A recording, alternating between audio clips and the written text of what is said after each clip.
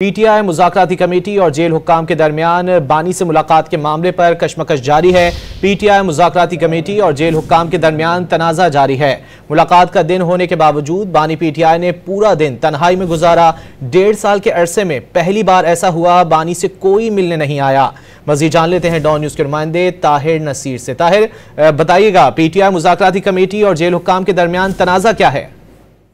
जी रजी, देखें, पीटीआई की मुज़ाकराती कमेटी चाहती है बानी पीटीआई से मुलाकात करे, लेकिन वो सेंट्रल जेल अडयाला नहीं जाते। और 1.5 साल के अरसे में आज पहली बार ऐसा हुआ है कि बानी पीटीआई ने आज सेंट्रल जेल अडयाला में पूरा दिन तन्हाई में गुजारा है। अडयाला जेल में बानी पीटीआई से आज मुलाकात की मामूल का दिन था, क्योंकि पार्टी रहनुमा, फैमिली मेंबर और ना ही कोई वकील मुलाकात के लिए आया। मुज़ाकराती कमेटी का भी कोई रुकन सेंट्रल जेल अडयाला नहीं आया।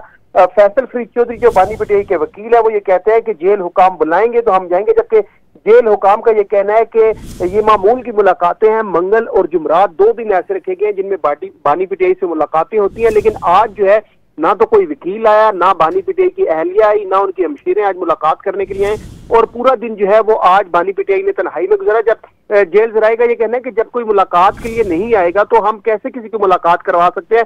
गुज़िश्ता मुलाकात के रोज भी मुज़ाकराती कमेटी और जेल हुकाम के दरमियान राब्तों का फुकदार रहा। जेल हुकाम ये कहते हैं कि जब तक कोई मुज़ाकराती रुकन अडयाला जेल नहीं आएगा तो हम किसी मुलाकात कैसे करवा सकते हैं। और आज कोई भी मुलाकात के लिए सेंट्रल जेल अडयाला में नहीं गया और ना ही बानी पीटीआई से किसी ने आज मुलाकात की है। जी, बहुत शुक्रिया ताहिर नसीर इन तफसीलात के लिए।